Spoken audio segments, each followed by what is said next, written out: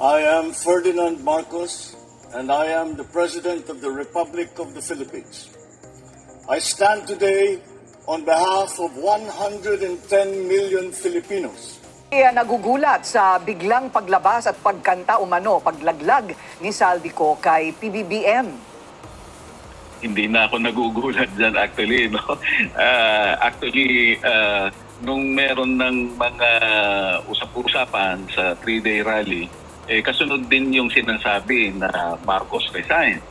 At marami ding usap-usapan kahit sa mga group chat, no, na merong pasabog yung umano no, mangyayari, no, na magti-trigger nitong rally, no. Kung tatandaan ninyo yung script ng EDSA 1 and 2, lalo na nung EDSA 2, ganyan-ganyan no? So sa madalit sabi, expected na. So, but what do you think is next? Ito ba ang tipping point na hinihintay nitong mga rallyista na humihingi po ng pagbaba sa pwesto ni Pangulong PBBM? Ano po ang pagkakaiba ng legal sa politikal? Alam mo, unang-una, medyo mahabang usapin ito. Let me just say that when we say tipping point, dapat merong smoking gun, kumbaga, no, merong incontrovertible evidence or pronouncement that was made. Pero kung akong tatanungin mo, pwede mo sanang i-consider lahat ng sinabi no, former Congressman Saldico. Puwera doon sa parang mapapaisip ka nung biglang cleaner niya kaagad, no, ang mga Duterte. Sa lahat ng investigation, lumalabas, hindi lang naman ngayong administrasyon na to nangyari itong ganitong mga anomalya Pangalawa, yung tinidemonize nila na insertion, na-classify na yan. In fact, one of the reasons why there were misgivings in the Senate is ang ina-argue nila, yung insertion na dinemonize din no, ng grupo nila, kasama sa legislative process doon. Kaya nga, alam mo, lahat ng legislative proposal, including the budget, dumadaan sa proseso yan and subject to further revisions, amendments, which includes insertion. Because whether you like it or not, you're talking about priority areas, including the budget. Now, ibig bang sabihin na kasama ka sa proseso, Senate President ka, Senador ka, Speaker ka, Congressman, and now President, ibig sabihin, kasama ka na sa mga anomalya. Kung yun ang logic na susundin natin, hindi dapat pala nung panahon ni Napoles na napatunayan yung skandalo noon, dapat napanagot din yung Speaker, Senate President at Pangulo nung panahon na yun. No? Hindi din naman nangyari. Ano bang nangyari din sa Parmali? No? Tumigil din sa Undersecretary. Maniniwala ba tayo na ang desisyon ng mga ganong extent limitado lamang sa USEC level? At the end of the day, we're really looking at the very limitations of the government that is being used by particular political interests to their advantage. Parang sinasabi nila, sila malinis. At ang usapan pa nga sa social media, magkakaroon daw ng reform kapag napalitan. Hindi pa nga nagkaroon na tayo ng dalawang EDSA. Nagkaroon ba ng reform? Yan din ang matagal ng pangako, reform. Until we change the whole governmental setup, ulit ng ulit ito. Okay, so essentially you're saying it might not be enough. Ito pong mga sinasabi ni Saldico at kailangan din pong busisiin yung kanyang mga paratang. Hanggang hindi nagpe-present ng ebidensya. Yes, exactly. Kailangan mong kailangan mong itawid doon sa sabi nga consummation of the act. You did the insertion, you finalized the legislation, fine. Now, during the implementation, this is basically the bone of contention in the Senate inquiries, no? In the implementation, you should be able to follow the money. Will you be able, kaya nga si Mr. Safe ka na, malakas ang loob na magsabi na safe na, no? Kasi hindi naman siya tumatanggap. At kaya nga tayo may Pacman. At kaya nga tayo masyadong dependent sa witnesses when it comes to prosecuting crimes, is precisely because they have very weak means of following the paper trail or following the money, so to speak. Kung meron tayong konkretong ebidensya, corroboratory na lang yung relevance or significance ng witness. Kasi Kung masyado kang dependent sa witness, katulad yan, pwedeng mag-recant at any time. No? Right. So pwede ka ding mag-formulate ng sarili mong kwento at any time. O meanwhile, no, ina-agitate mo ngayon yung mga tao. Hindi pa napapatunayan yung extent ng issue, guilty na kagad si Pedro. Oo. Yun ang problema diyan. Huling tanong po, sa palagay po ninyo, tama ang sinasabi ng ilang mga nag-aanalisa na kahit ano ang galit ng mga tao sa kalye, kung wala pong suporta ng militar, ay hindi rin po mangyayari ang gusto nilang mangyari. Kasi nga yun nga yung formula na sinusunod natin, Pinky, from the very start, no? So sa madaling sabi, yun pa din ang formula na sinusunod, no? Yung participation ng AFP. Pero take note, compared to EDSA 1 and EDSA 2, hindi na lang AFP ang armed services natin ngayon. So sa madaling sabi, huwag naman sanang dumating doon sa puntong yon at tawag dito, kumampi bigla ang armed forces. Nakakasiguro ba tayo na ang police, ang Coast Guard, no, at sabihin na natin pati BFP, no, hindi sasama diyan, no? So at the end of the day, etong mga tao na ito, they're not really after the truth.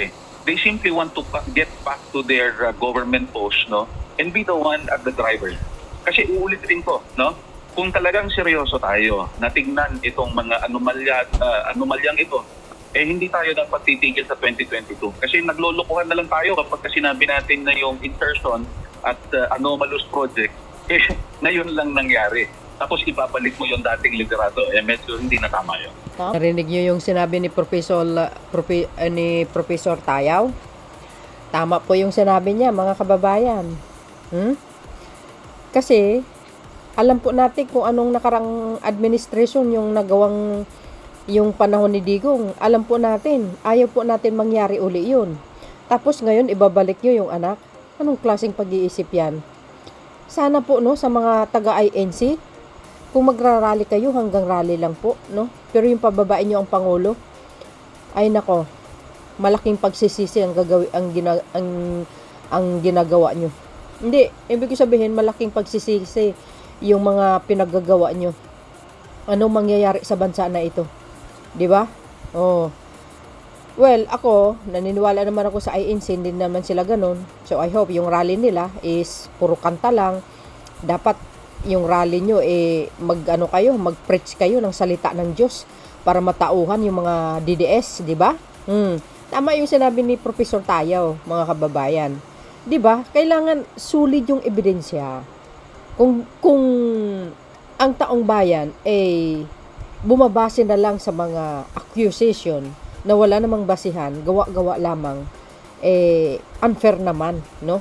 Sa kay Pangulong Marcos Jr. yun. Kung magrarally kayo tapos pababain nyo without, hindi dadaan sa due process ang pag-iimbestiga kung talagang totoo yung sinabi ni Saldico.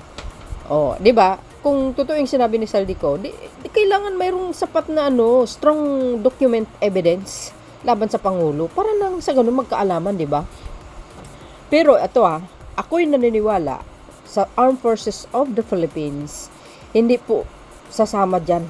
Dahil alam po nila ang nakaraang administration, marami pong ibang mga kapulisan na talagang nag-iba ng landas. O, tingnan nyo, daming nakulong, di ba? Dahil nga dyan sa reward system. Kasi maling pamumuno, di ba? Kontrolado ni Digong.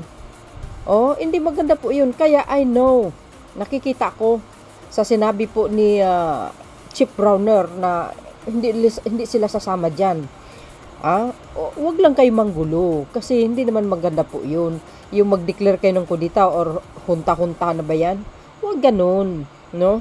Huwag. Mag-rally kayo lang ng matiwasay.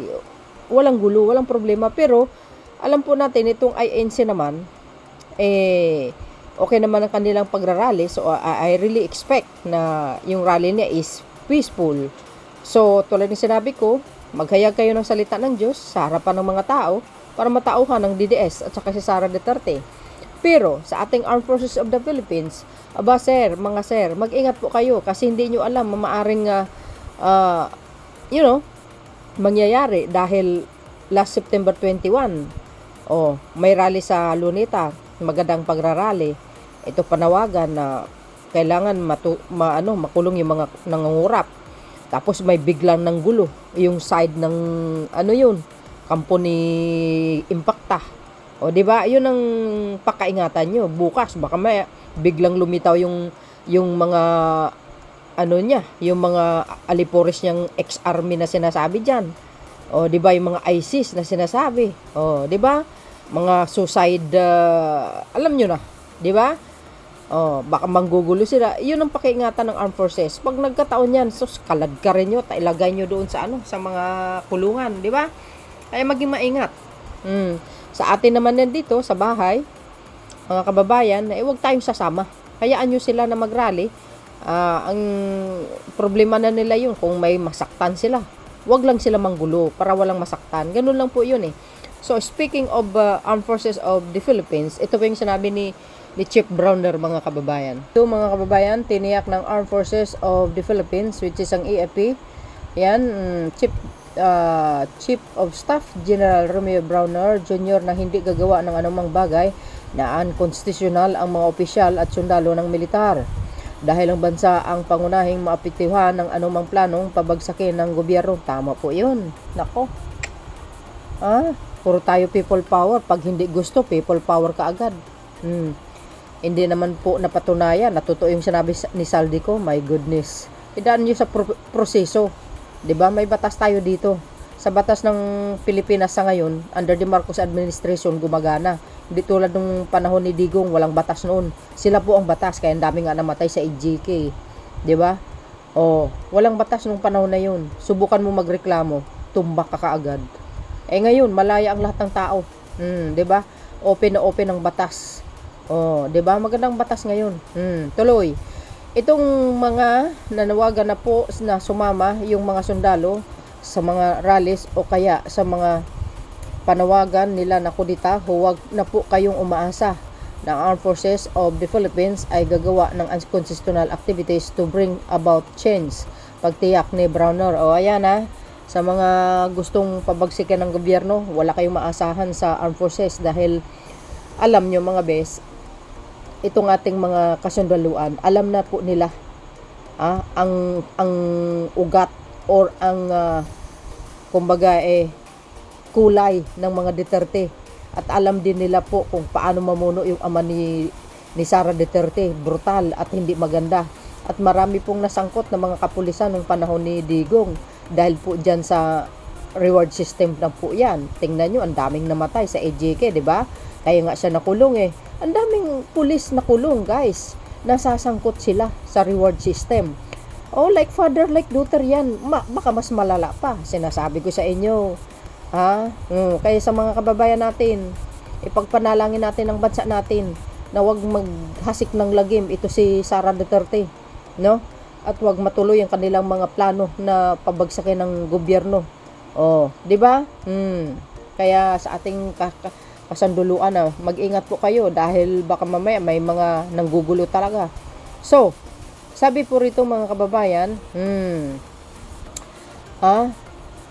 tinutukoy ni Browner, sabi niya dito, ang banta ng destabilization na ibinunyag ng veteranong koloministang na si Montolpo sa isang Facebook post nitong November 10, kung saan binanggit niya ang 16 na personalidad kabilang ang ilang retiradong sundalo na nagpaplano umanong destabilizasyon laban sa gobyerno ni President Ferdinand Marcos Jr. Tama po yun. Alam mo yung mga rumors na yan, may katotohanan po yan. Dahil alam po natin, matagal na nilang plano, gustong pabagsakin ng Pangulo. Bakit kanyo? Hindi nga sila magtatagumpay-tagumpay. Lagi silang failed. They always failed, 'di ba?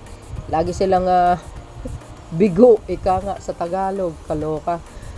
Bigo lagi sila hindi nila kaya talaga Kaya sa ating Armed Forces of the Philippines, mga sir, isipin niyo po ang kapakanan ng bansang ito. Huwag kayong magpapadala dito sa mga buyo ng mga salot sa lipunan, sapagkat alam niyo naman po kung paano mamuno ang kanyang ama. Itong mga nakarang admin ay delikado pong bansa natin. Baka po pupugarin po tayo ng mga Chinese. Tandaan niyo po yun. Kayo lang pag-asa ng bansang ito at siyempre tayo, magtulungan-tulungan tayo at suportahan na po natin si Pangulong Marcos Jr. Siya lang ang pag-asa ng bayan. Dahil sa kanyang pag-expose ng mga korupsyon, ngayon tagilid sila. Kaya yan, gusto nilang pabagsakin, nagtulong-tulong sila. Ganun sila kasama.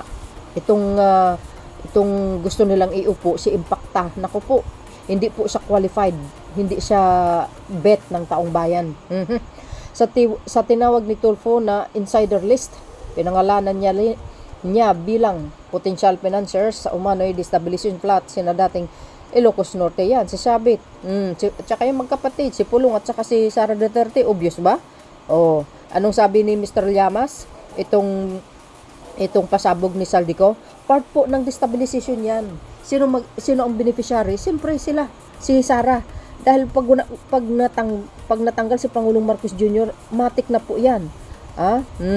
Babalik lahat ng kasamaan dito sa Pilipinas na ito. Walang maayos na ekonomiya. Wala, bagsak na naman.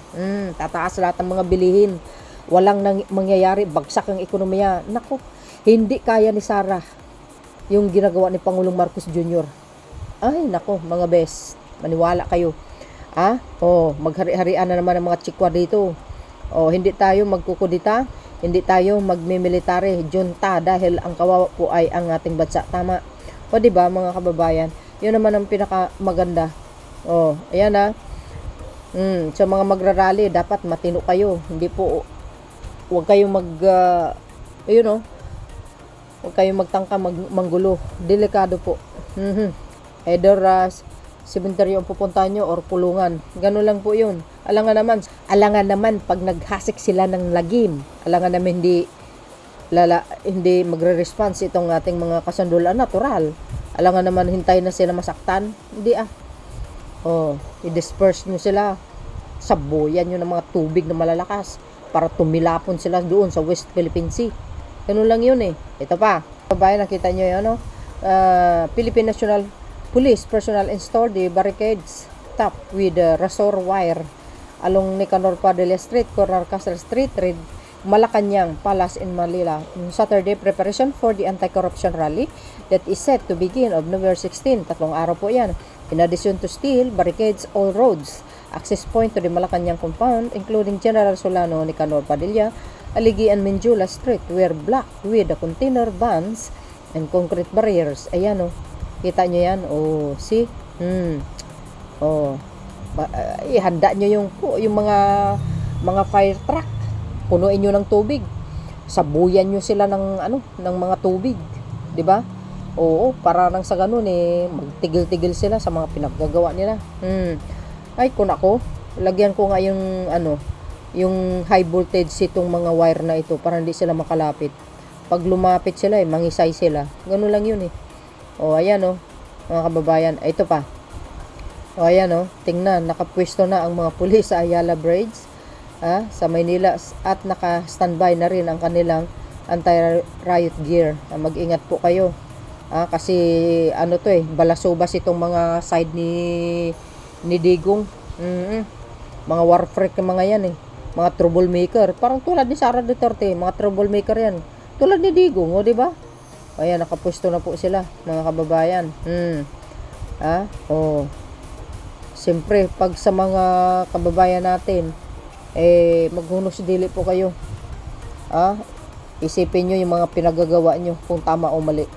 Alalahanin nyo po ang kapakanan ng mamayang Pilipino. Ang daming problema ng bansa, nagdagdag pa kayo. Ay, ewan ko ba dito kay Sara Duterte, sa totoo lang. Si Pangulong Marcos Jr. busy sa trabaho, pero siya busy sa pagpaplano. Mapapatalsik ang Pangulo. Hindi kayo naloka. Kakahiya sila talaga. Gahaman. Masyadong greedy. So, kung nakikita nyo dito mga kababayan, yan po ang gilid ng ating palasyo. Ayan, dapat nakabantay kayo dyan sa mga gilid-gilid. Para nang sa ganun, mabantayan mabuti ang ating palasyo. At wag hayaan maghasik ng lagim itong mga taong ito.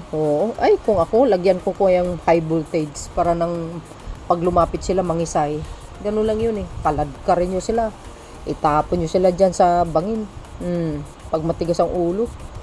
Noon lang yun eh. Oo, ihanda nyo yung mga batuta nyo. 'Di ba? Ay, nako. So, yun, mga bes, ano po ang kapalagayan nyo dito? Basta ako, ganun pa man, ano, sa ating mga kababayan, maghunos dili po kayo. At siyempre, sa lahat ng mga nanonood sa akin ngayon, hiniling ko lang po yung taimtim na dasal para sa kapakanan ng bansang ito, kapayapaan, pagkakaisa, mga kababayan. At si Lord ang bahala na wag nga gagawa ng paraan para hindi matuloy itong mga plano ng destabilisasyon laban sa Pangulong Marcos Jr. Alam po natin kung kaano kagaling mamuno itong Pangulo na ito. There's no reason, guys, no, na ang Pangulo ay patalsikin. Walang basihan po. Ayan po ay gawa-gawa ng mga kalaban niya lang na gusto lang makaupo. Pag nakaupo, watch out lahat ng issue para sa kanila. Ganun lang kasimple po yun. Walang daming chat. Yun lang po yun. Gusto lang makaupo para ma-watch out, para mawas lahat ang mga issue laban sa kanila. Pati ang mga kaalyado niya. Ganun lang po yun. Maniwala kayo sa akin. So yun, mga kababayan. See you again on my next upload. Thank you for watching. Bye and babush. God bless Philippines. There's more.